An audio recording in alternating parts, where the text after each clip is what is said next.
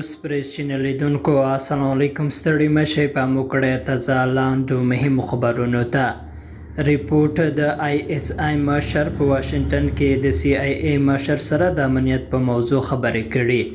د پاکستان د ډان ورځپاڼې د ریپورت تر مخه د آی اس آی مشر ندیم انجم دا ونې درې ورځې په واشنگټن کې تیر کړي او هلته د امریکایي چارواکو سره ولیدل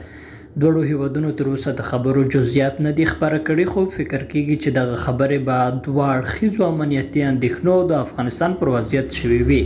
د امنیت په اړه د امریکا او پاکستان خبرې په داسې حال کې شوي چې د پاکستان نوی خارجه وزیر بلاول بھټو زردری به د امریکای سفر کوي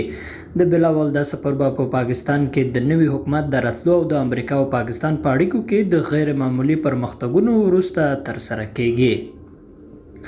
بلورته د ملګرو ملتونو پراختیایي ادارې افغانستان سره د هر راز همکارۍ ډاډ ورکړ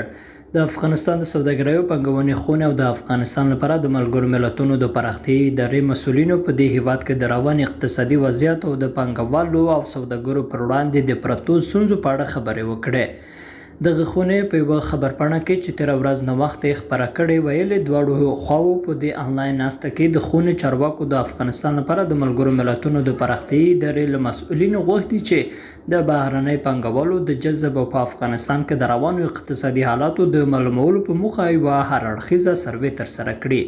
وړاندې راغلي چې د افغانستان لپاره د ملګرو ملتونو د پراختیایي ادارې مسؤلینو افغان پلاوي ته د هر ډول همکارۍ ډاډ ورکړی